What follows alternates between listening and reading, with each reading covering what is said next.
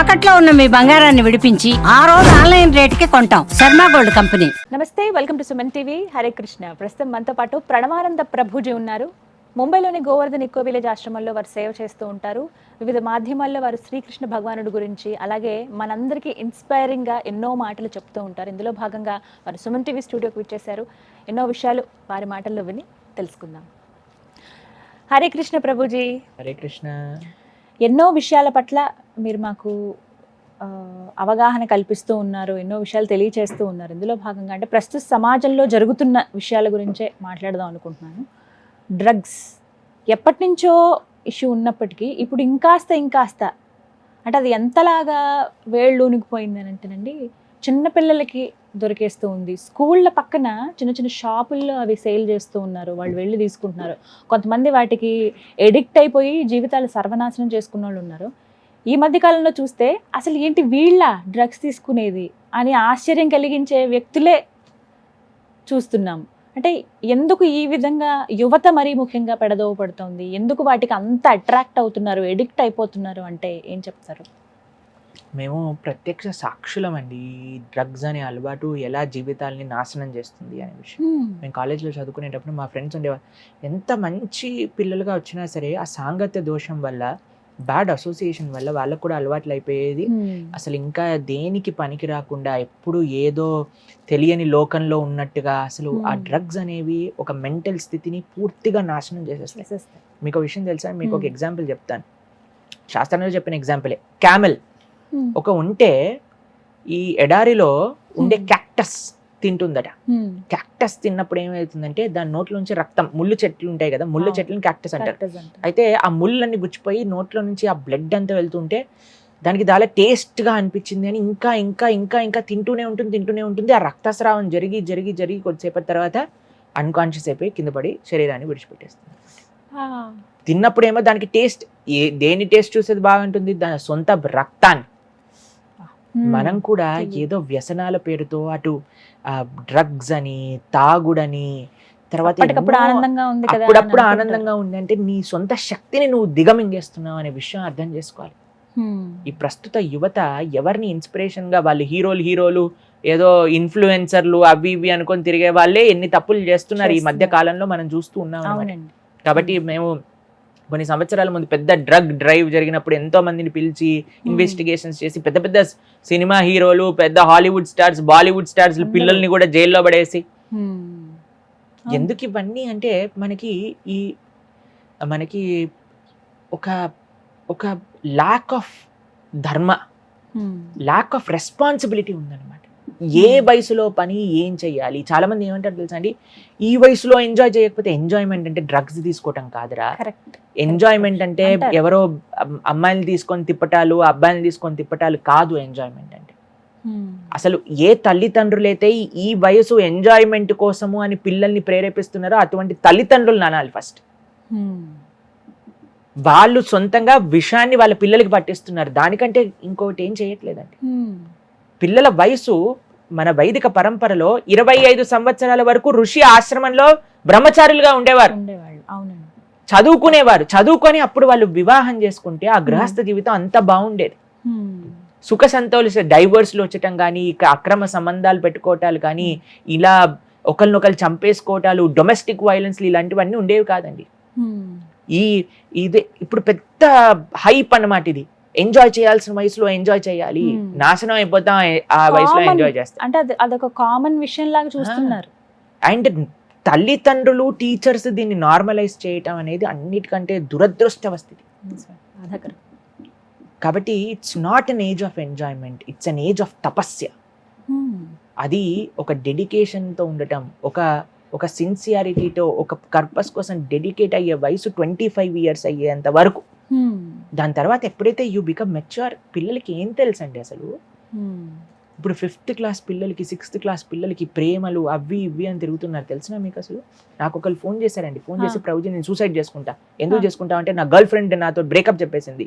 ఎందుకు బ్రేకప్ చెప్పింది అంటే నేను దాన్ని తిట్టాను, తిడితే నాకు బ్రేకప్ చెప్పేయాలా అంటే నేను ఫస్ట్ నువ్వెవడివి తిట్టడానికి? అసలు నీకు ఏం సంబంధం ఉందండి? వాళ్ళ తండ్రికి అర్హత ఉంది, తల్లికి అర్హత ఉంది, తమ్ముడికి, అన్నయ్యకి అర్హత ఉంది, కానీ నువ్వెవడా అసలు తిట్టడానికి? ఫస్ట్ నీతోటి కాదు, అసలు నిన్ను చదువుకోవడానికి పంపించిన మీ తల్లిదండ్రులు ఏమని చెప్పి పంపిస్తున్నారండి పిల్లల్ని? అయ్యా నీకు ఇంజనీరింగ్లో మేము చిన్నప్పటి నుంచి కష్టపడి తిండి తినక ఏదో ఒకటి చేస్తూ మా మా సుఖ సంతోషాలన్నింటినీ సాక్రిఫైస్ చేసి మిమ్మల్ని పెంచి మీకు డబ్బులు కట్టి పంపిస్తుంటే ప్రేమలని, డ్రగ్స్ అని, తాగుళ్ళని తిరగటాలా మనం? మా కళ్ళ ముందండి, మేము ఇంజనీరింగ్ చదివేటప్పుడు అన్నిటికంటే బాధ ఎప్పుడైనా నోటీస్ బోర్డులో పెట్టేవాళ్ళు అనమాట. వీళ్ళు యాక్సిడెంట్లో చనిపోయారు, ఇక్కడికి వెళ్తూ అక్కడ చెన్నై దగ్గర పాండిచేరి అని ఉండేదన్నమాట. అక్కడ అందరూ వెళ్తూ ఉండేవారు అనమాట, తాగడానికి, తినడానికి, వీకెండ్స్లో ఎంజాయ్ చేయడానికి. వచ్చేటప్పుడు ఆ తాగుడు మైకంలోనో, హై స్పీడ్లోనో, ఇప్పుడు ఇంకొకటి రేసింగ్ అని, చాలా ఘోరంగా ఏంటంటే ఇదంతా ప్యాషన్ అన్నమాట, ప్యాషన్. ఇవన్నీ ఎందుకు వస్తున్నాయంటే మన పిల్లలకి ఒక సరైన దారి మనం చూపించలేకపోతున్నాం. హై స్పీడ్ రేసింగ్లు ఏవేవో చిన్న పిల్లలకి, మనం చిన్న పిల్లలకి ఫోన్లు ఇచ్చేటాలు, బైకులు కొనిచ్చేసేటాలు, కార్లు కొనిచ్చేసేటాలు. తల్లిదండ్రులు ఒక నిఘా, ఒక విజన్ పెట్టకపోతే, ప్లస్ ఇది ఎంజాయ్ చేయాల్సిన వయసు కాదు. ఎక్కడ రాస్తుంది అసలు ఇది ఎంజాయ్ చేయాల్సిన వయసు అని? ఎక్కడైనా ప్రమాణం ఉందా మనకి?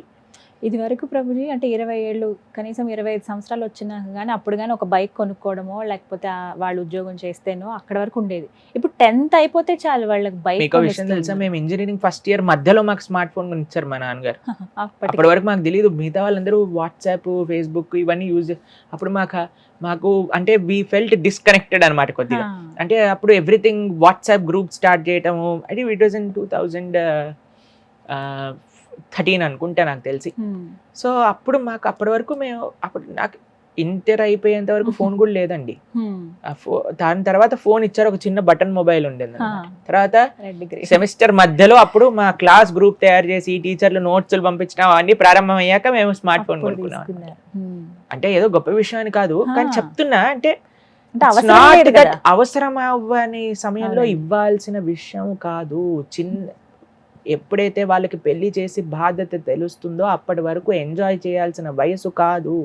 అసలు మనుష్య జన్మ ఎంజాయ్ చేయడానికి కాదు, ఇది ఫస్ట్ విషయం గుర్తుపెట్టుకోవాలి. మనుష్య జన్మ తరించడానికి.